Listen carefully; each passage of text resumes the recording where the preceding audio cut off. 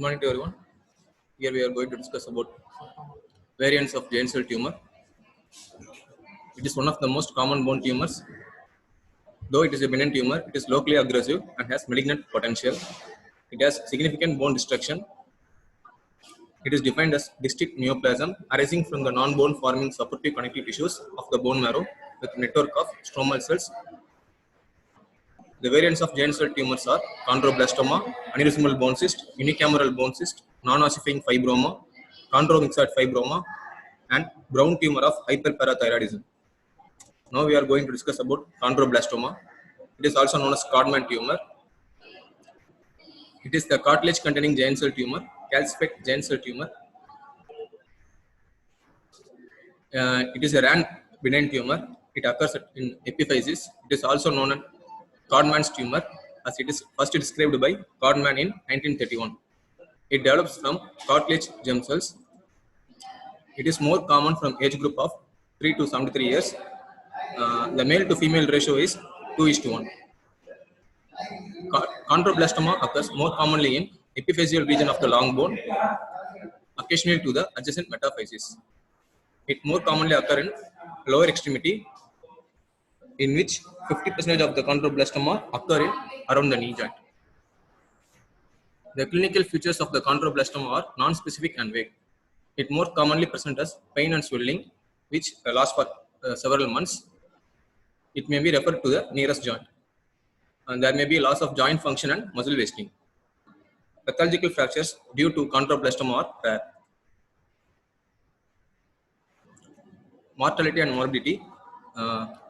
Chondroblastoma without surgical excision, the tumor may extend into the adjacent soft tissues or synovium, and it may metastasis to the distant organs.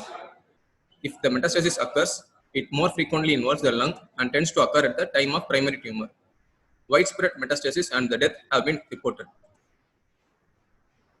On radiological features, X-ray shows lytic area, oval or round in shape, with a thin rim of sclerosis. It also shows punctuate or streaky calcification. In metaphyseal extension, it crosses the growth plate and results in eccentric location and bulging expansion of the cortex. In gross, it shows well demarcated lesions. The capsules are thin, easily destructible. Soft reddish purple, friable and focally fluty tissues are seen. Cystic spaces and hemorrhages also seen. Microscopic picture shows island of chondroblast within the uniform polyhedral closely packed cells. Background of fibrous stroma cells within the islands, showing the paving stone appearance. The cells are round, plump and active. Pericellular lattice, like fine calcification, shows chicken wire or picket fence pattern. Multinucleated giant cells are seen, which is scattered in stroma. Differential diagnosis for chondroblastoma are enchondroma, giant cell tumor, and central chondrosarcoma. Enchondroma are differentiated from chondroblastoma as it occurs in hand and diaphyseal in origin. Giant cell tumor occurs eccentrically and it has soap bubble or trabecular pattern.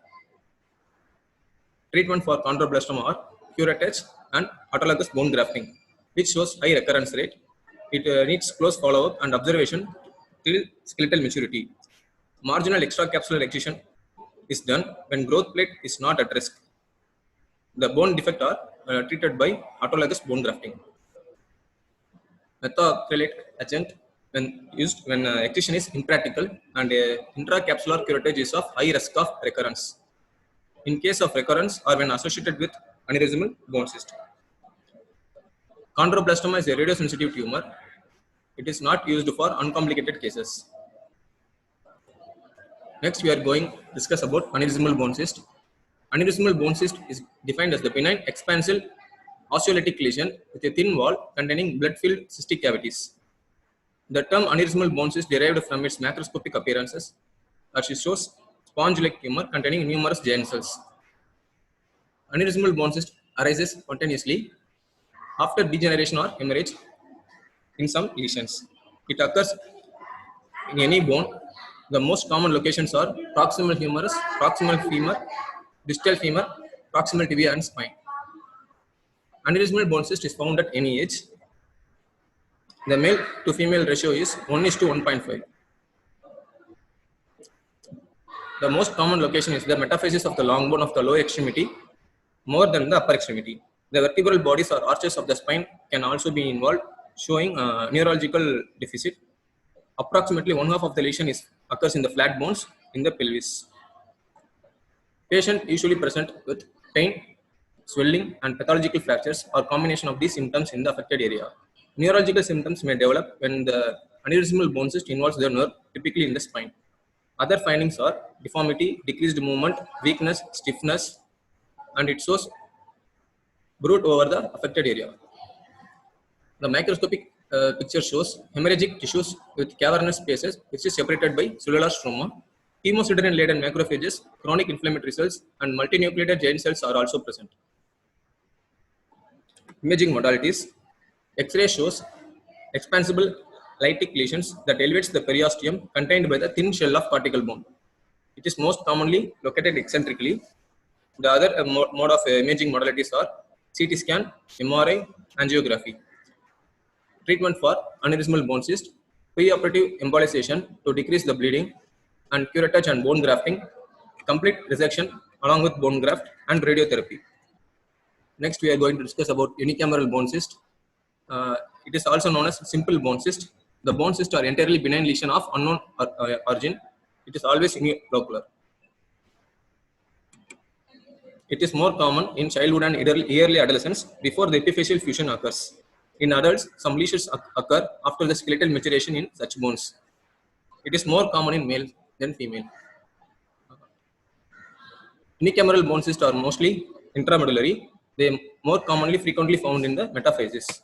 It is more common in proximal humerus, proximal femur, and other long bones. Unicameral bone cysts are asymptomatic and they are accidentally found. Only a few produces minor discomfort. More than half of them present due to pathological fractures. Cyst contains clear liquid unless there has been contamination by bleeding following a fracture. The fluid in the cyst contains cytokines, prostaglandins, and interleukin. Cyst is lined by a thin layer of connective tissue. The investigations for unicameral bone cyst are plain X-ray, CT scan, MRI, and bone scan. X-ray shows area of translucency centrally in the metadiaphysis, which is characteristic. The overlying cortex is often thinned out with no periosteal reaction unless a fracture has occurred. Sclerotic reaction is usually present around the margin. Unicameral bone cyst shows fallen fragment sign. It is defined as the fracture through the lesion in the dependent bony fragment may be seen, and this is known as the fallen fragment sign. In MRI, in T1 it shows low signal intensity, and T2 it shows high signal intensity. Treatment for unicameral bone cyst are based upon the risk of fracture. If the fracture risk is low, it can be treated conservatively. Some cases resolve spontaneously with age. Otherwise, intralesional steroid of methylprednisolone acetate is used in a serial interval for 6 to 12 months. Complications are infection, fracture, or recurrence. If the fracture risk is high, bone curettage is done, followed by bone grafting. The empty cavity is transplanted with donor bone tissue, bone chips, or artificial material. The differential diagnosis for unicameral bone cyst are fibrous dysplasia, aneurysmal bone cyst, giant cell tumor, eosinophilic granuloma, non-ossifying fibroma, and chondroma. Next, we are going to discuss about brown tumor of hyperparathyroidism. Brown tumors are non-neoplastic process. On radiographic evaluation, their multifocal involvement may be misconstrued as metastatic disease. However, the clinical history of renal failure and hyperparathyroidism usually establishes the diagnosis. Brown tumor are known to occur only in the setting of hyperparathyroidism. The clinical symptoms and signs are hypercalcemia, which causes anorexia, nausea, abdominal pain, and depression, fatigue, and muscle weakness. Renal presentation includes polyuria, stones, or nephrocalcinosis. The patient may complain of joint symptoms due to chondrocalcinosis. Only a minority of the patient presents with bone disease. It is usually due to generalized osteoporosis rather than the classic features of osteoitis fibrosa and pathological fractures. The radiological findings are they appear as a single or multiple well-defined lesion commonly affecting the facial bones, pelvis, ribs, and femoral bones. With treatment, brown tumors may demonstrate healing process with increased radio density. The classical and almost pathognomic features of brown tumors are subperiosteal cortical resorption of the middle phalanges in the hand.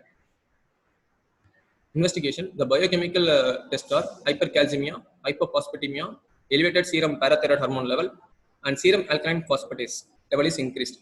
Whereas in giant cell tumor, serum acid phosphatase levels are increased. The differential diagnosis for brown tumors are multiple myeloma, metastatic disease, and sarcoidosis. The treatment modalities for brown tumor are adequate hydration, decreased calcium intake, parathyroidectomy, stabilization of the lesion if mechanical damage has occurred.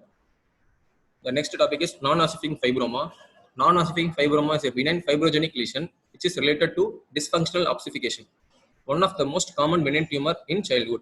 The other name are metaphyseal fibrous defect, non-osteogenic fibroma, cortical desmoid, and fibrous cortical defect. It occurs in 30 to 40% of the skeletally immature children. It is more common in males.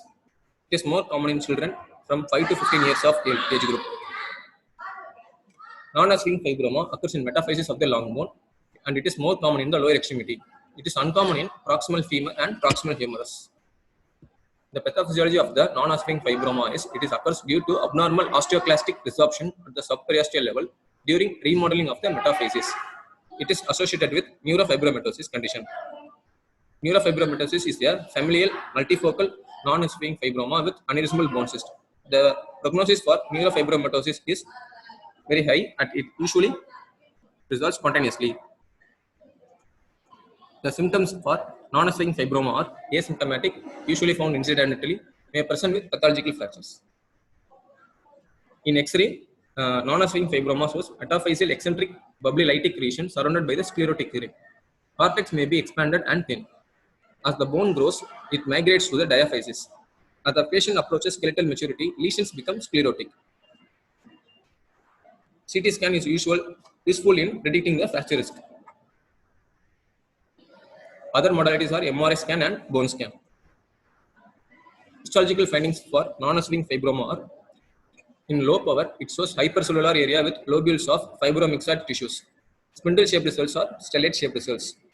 Hypercellular area with chondrine material. In high power, it shows myxoid stroma with stellate cells, and the regions of pleomorphic cells with bizarre nuclei may also be seen. Histopathological examination is mandatory for confirmation of the diagnosis. The treatment for non-ossifying fibroma are non-operative and operative. In non-operative, observation is needed. If the most lesion resolves spontaneously and progressively reossify as the child enters second and third decade of the life. Radiograph at 6 and 12 months is needed, then annually until the non-ossifying fibroma is reossified.